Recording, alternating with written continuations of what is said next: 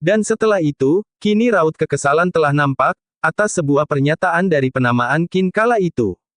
Dan kini, kembali ke Ririn dan Qin, yang dimana Qin mengatakan bahwa, sepertinya Ririn juga suka nama yang Qin berikan kepada elang itu.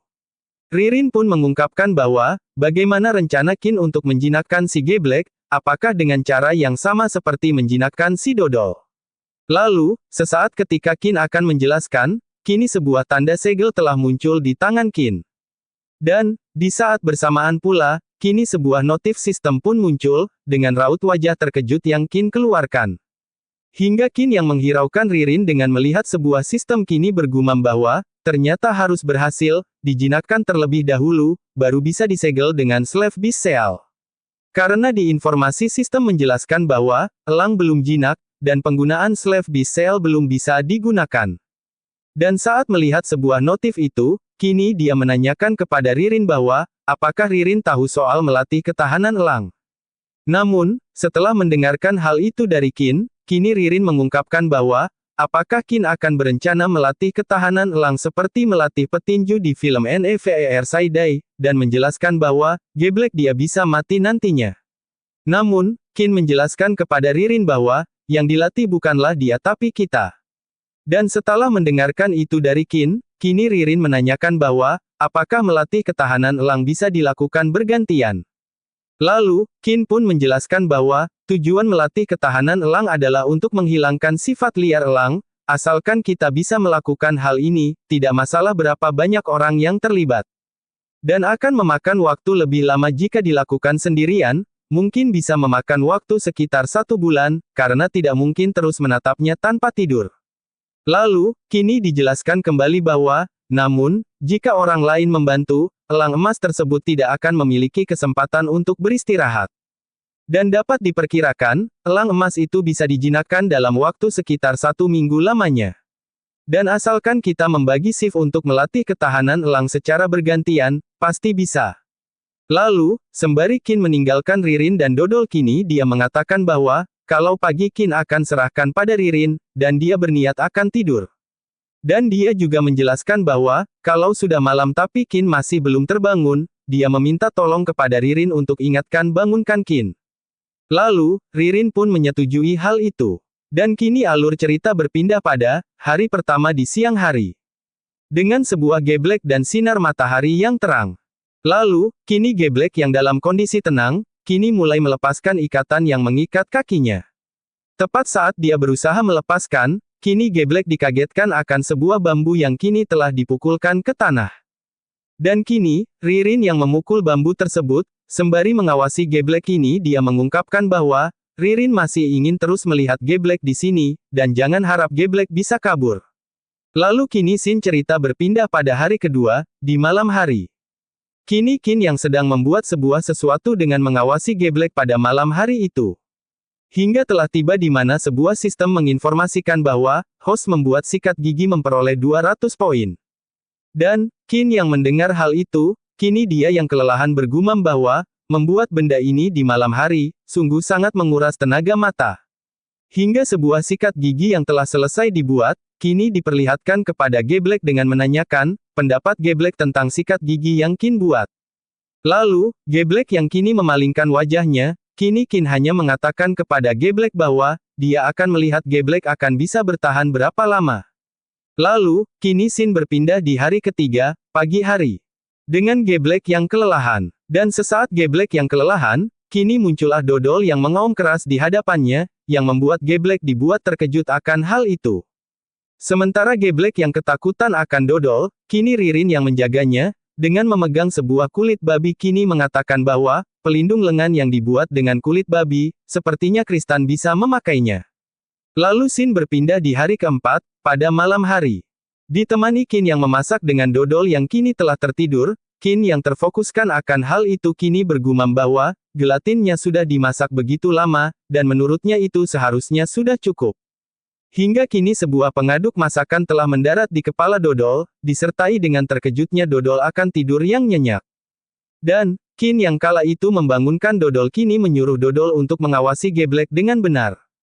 Sontak Dodol yang agak kesal kini meluapkan amarah yang dia pendam kepada geblek saat itu juga. Hingga kini scene berpindah di hari kelima, subuh. Sebuah malam yang kini telah berganti dengan terbitnya matahari. Dan pada hari itu, sebuah kelelahan yang Geblek rasakan kini telah akan meledak. Yang dimana, Geblek yang tidak tahan pun kini hanya meronta-ronta. Dan hal itu pun kini membuat Qin tersenyum dan mengungkapkan bahwa, sudah berhari-hari, dan Geblek sudah capek, lalu dia juga menyuruh Geblek untuk cepat menyerah, dan agar cepat terbebas, alangkah baiknya seperti itu. Lalu, kini Geblek yang melihat Qin, kini mulai menampakkan ketenangannya. Hingga tiba Geblek itu menunduk dengan Qin yang bergumam bahwa, apakah yang dilakukan Geblek itu termasuk sudah menyerah? Sebuah pertanyaan yang di benak Qin kini dia hiraukan, dan dia juga tidak peduli akan hal itu. Dan, sebuah segel kini telah dipersiapkan Qin. Lalu sebuah segel telah dia keluarkan dengan aura biru yang kini telah mengelilingi Geblek dan Qin.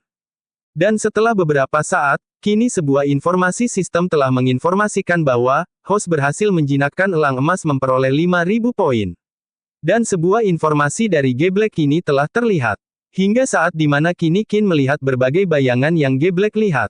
Dan saat itu berlangsung kini Qin melihat sebuah elang kecil yang sedang berada dalam celah tebing. Lalu, kini scene berpindah di siang hari, yang di mana Qin dan Ririn telah bertemu, dengan Geblek yang kini telah terbang. Lalu, kini Ririn menanyakan kepada Qin bahwa, apakah Geblek sudah bisa dijinakkan secepat ini? Dan menurut Ririn itu jauh lebih cepat daripada perkiraan kita. Lalu Qin pun mengungkapkan bahwa, mungkin karena si Geblek khawatirkan akan anaknya. Dan Ririn yang mendengarkan itu dari Qin kini menanyakan tentang Geblek yang mempunyai anak dan menanyakan bagaimana Qin mengetahui hal tersebut. Dan Qin pun menjelaskan bahwa, itu hanya tebakan Qin saja. Dan setelah itu Qin juga menjelaskan bahwa, musim kawin elang emas umumnya di musim semi dan musim panas. Jika sesuai dugaan, si Geblek juga seharusnya sudah punya anak. Dan, Ririn yang menanggapi hal itu dengan senangnya kini mengungkapkan bahwa, jika kita bisa membawa anak si Geblek ke sini untuk dipelihara, maka kita akan memiliki 2 elang emas. Qin yang mendengarkan hal itu kini juga berpikir begitu, dan jadi Qin akan berencana untuk beristirahat 1 hari, lalu kita minta si Geblek untuk membawa kita ke sarangnya. Dan saat itu juga Qin meras beruntung karena Ririn bisa terkecoh. Dan setelah itu, hingga Geblek kini bertengger di tangan Qin. Sebuah elusan manja kini telah Qin berikan kepada Geblek. Dan Ririn yang melihat hal itu kini mengatakan bahwa, kalau dilihat dari dekat, dia baru menyadari kalau si Geblek keren juga.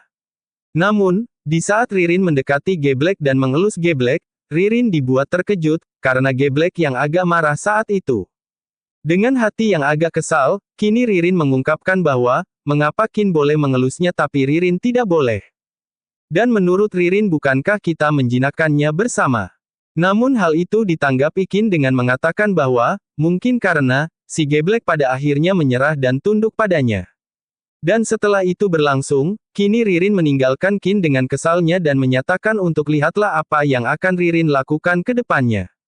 Hingga satu saat di mana, mata Geblek kini dibuat memperhatikan sesuatu. Yang di mana Ririn kini telah memperlihatkan sebuah ikan yang dia pegang, dengan Geblek yang kini berlari menghampiri Ririn kala itu. Dan saat itu telah terjadi kini Qin yang melihat hal itu, bergumam bahwa, elang emas yang begitu keren, saat berjalan malah kelihatan seperti betina raksasa, memang cocok jika elang itu dipanggil si Geblek. Dan kini scene berpindah di hari kedua, yang di mana Qin Ririn dan Dodol kini telah mencari sesuatu. Dan dijelaskan bahwa, setelah beristirahat seharian penuh, Kristan dan Ririn sudah mengumpulkan tenaga yang cukup. Dan di pagi hari, mereka langsung siap-siap kebutuhan untuk perjalanan jauh. Melalui Slave Beast Seal, Kristan mengetahui bahwa anaknya si Geblek ternyata telah jatuh dari sarangnya. Meskipun tidak mati, dia jatuh ke celah di antara dinding gunung. Langkah telah tertuju dengan penjelasan bahwa, selama ini, elang emas bukannya tidak pernah mencoba menyelamatkan anaknya, tetapi tubuhnya terlalu besar untuk celah, sehingga hanya bisa menjaganya dari samping setiap hari. Perjalanan masuk ke hutan telah dilalui dengan sebuah penjelasan bahwa, meskipun si Geblek sebelumnya telah menyisakan cukup makanan untuk anaknya, dan tidak perlu khawatir anaknya akan mati kelaparan, tetapi bulu sayap anak elang masih belum tumbuh sepenuhnya, sehingga hampir tidak dapat menahan suhu rendah di malam hari. Dan jika nanti turun hujan lagi di pulau ini, anak elang pasti akan mati, jadi Kristan dan yang lainnya harus pergi ke sana secepatnya. Sore kini telah menggantikan siang dengan Qin dan Ririn yang melakukan perjalanan. Namun, setelah berjalan sepanjang hari, Kristan dan yang lainnya masih berada di dalam hutan. Dan di sore harinya, kini mereka telah mendirikan sebuah penginapan di dalam hutan. Dan dijelaskan bahwa, kaur mentah yang dihasilkan dari proses pemanasan kulit kerang, jika ditaburkan di sekeliling, dapat mengusir serangga dan semut sampai batas tertentu. Meskipun efeknya tidak sebaik sulfur merah, namun masih lebih baik daripada tidak ada sama sekali.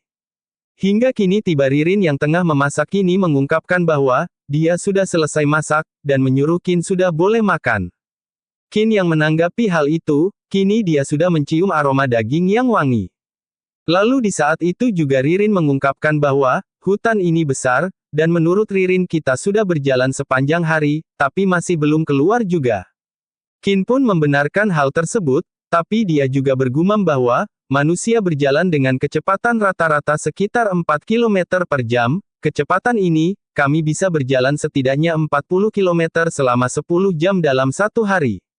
Dan dijelaskan bahwa, Qin dan Ririn membawa barang-barang dan berjalan di hutan, meskipun kami berjalan relatif lambat, tetapi kami telah berjalan setidaknya 20 km hari ini. Dan bisa dikatakan bahwa hutan ini sungguh sangat besar. Lalu dia juga memikirkan bahwa, jika hutannya begitu besar, bagaimana dengan pulau tempat hutan ini berada? Dan menurut Qin pulau sebesar ini mana mungkin tidak bisa ditemukan oleh tim penyelamat? Atau apakah mungkin di dunia ini ada pulau terpencil yang begitu besar dan belum dikembangkan? Lalu, Ririn yang memperhatikan Qin mulai menanyakan tentang Qin yang diam, dan menanyakan apa yang sedang Qin pikirkan. Lalu Qin menjawab dengan mengatakan bahwa, dia sedang berpikir, akankah kita bertemu hewan buas?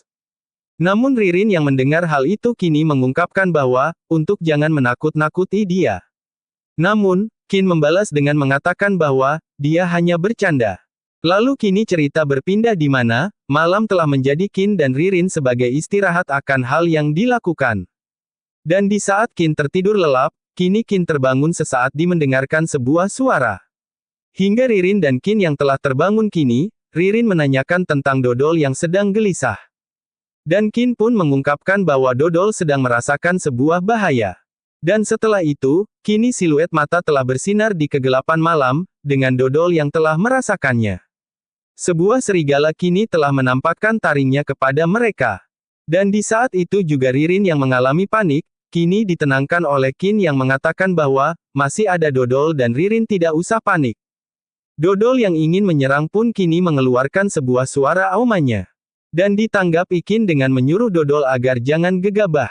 Qin yang bersiap siaga kini menyuruh Ririn untuk berada di belakang Qin. Qin yang kala itu memegang sebuah busur panah bergumam bahwa, serigala adalah hewan bekerja secara berkelompok, tidak seperti babi hutan yang konyol yang hanya bisa langsung menerjang dan menyerang.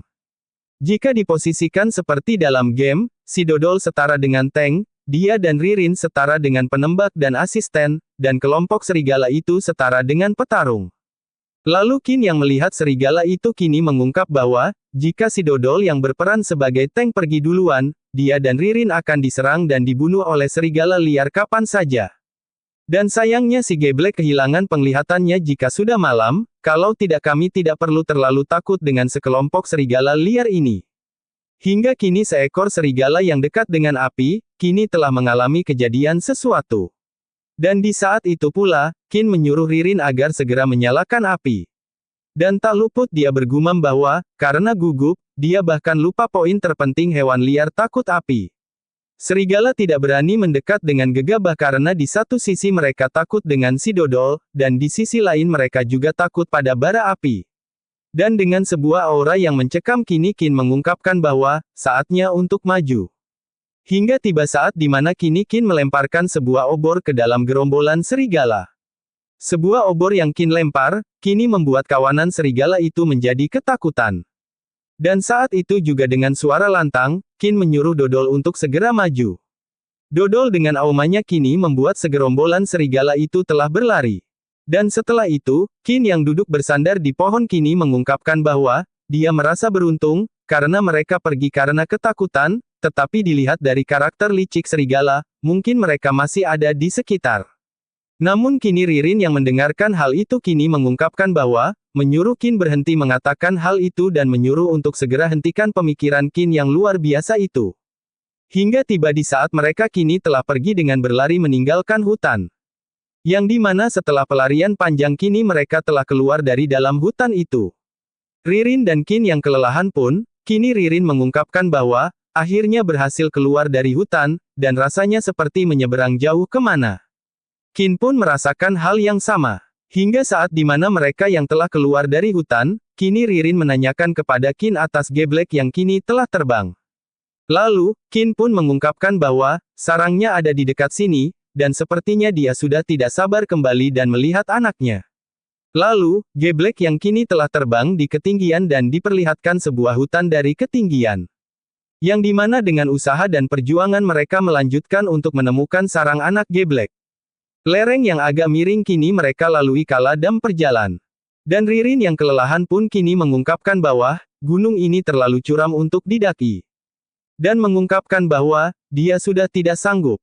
Lalu, di tengah Ririn yang kelelahan kini Qin mengatakan pada Ririn bahwa, Qin menyuruh Ririn untuk istirahat di sini, dan biarkan si dodol menemaninya, sementara dia akan mendaki sendiri. Lalu Ririn pun mengatakan dan menyuruh Qin untuk hati-hati, dan menjaga keselamatannya. Waktu berlalu kini telah tiba di mana Qin telah mendaki gunung. Dengan keberanian dan usaha yang dia miliki kini dia berusaha untuk mendaki. Hingga tiba di mana sebuah pijakan batu, kini terlihat agak runtuh. Yang dimana dia merasakan ketakutan dan bergumam bahwa, hampir saja, jika bereaksi agak lambat saja, pasti dia sudah jatuh. Lalu, sebuah tangan kini telah menggapai permukaan. Dengan kelelahan yang dia rasakan setelah mencapai puncak. Lalu, dia berdiri memandang hutan dengan melihat hutan yang disinari matahari, dan bergumam bahwa, sepertinya, yang disebut puncak tertinggi gunung. Dan sesaat setelah dia melihat-lihat sekeliling, raut wajahnya terkejut seketika. Sebuah gunung berapi telah dia lihat kala itu, dan bergumam bahwa, ada pohon yang tumbuh di kaki gunung berapi, sepertinya ini gunung berapi yang sudah tidak aktif, yang sudah bertahun-tahun tidak meletus, sementara ini sepertinya tidak perlu khawatir. Lahan di sekitar gunung berapi kaya akan sumber daya mineral, kalau ada kesempatan dia akan pergi untuk melihat-lihat. Lingkungan kehidupan di pulau terpencil ini ternyata cukup beragam dan juga hutan, hutan bambu, sungai, serta ada juga dataran, perbukitan dan gunung berapi, berbagai macam lingkungan kehidupan berkumpul di sebuah pulau terpencil seperti ini, sungguh ajaib. Dan sesat dia bergumam kini geblek pun dengan suaranya menyadarkan Qin. Dan saat itu juga, dengan rasa bersalah kini dia meminta maaf dan mengungkapkan bahwa, hampir saja dia lupa dengan tujuan kedatangannya. Hingga tiba di mana kini Qin melihat tempat dari burung itu, lalu, sebuah tali kini telah diulurkan. Tak luput pula dijelaskan bahwa, lokasi sarang sangat curam akan mustahil bagi Kristan untuk turun dan menyelamatkan anak kecuali dia memiliki peralatan profesional. Namun, bahkan dengan peralatan profesional pun, Kristan juga tidak akan mengambil risiko itu, karena dia memiliki cara yang lebih baik. Lalu, bayi burung itu melihat tali yang menghampirinya. Dengan kepanikan geblek itu melihat dan dijelaskan bahwa, berkat Slave Beast Seal, Kristan dan si geblek dapat berkomunikasi dengan mudah satu sama lain. Dia hanya perlu menyuruh si geblek memberitahu elang kecil untuk menggigit lilitan tali, lalu Kristan bisa menarik elang kecil itu dari celah. Hingga kini anak geblek itu telah terselamatkan oleh Qin yang mengusahakannya. Hingga pertemuan yang mengharukan telah tercipta, yang dimana di saat Qin melihat itu kini bergumam bahwa, dasar raja burung pemangsa, bahkan ukuran anaknya sebesar itu. Lalu, kini tiba di mana Qin mengambil anak geblek itu. Qin beranjak turun dengan anak geblek yang ditaruh di baju, tak lupa mengungkapkan bahwa untuk saatnya pulang. Dan bergumam bahwa, konon katanya, naik gunung gampang, turun gunung susah. Tidak bisa melihat ujung pijakan kaki itu sungguh sangat merepotkan. Lalu, mengatakan kepada anak geblek itu untuk tahan sebentar, dan kita akan segera sampai. Hingga sebuah pijakan di bawah telah Qin rasakan. Dengan usaha dan kelelahan kini dia mengungkapkan bahwa, akhirnya berhasil turun, dan mengungkapkan bahwa, tidak mau datang ke sini lagi untuk kedua kalinya. Dan di saat dia telah turun, Kini dia bergumam dan menanyakan tentang keberadaan Ririn dan Dodol.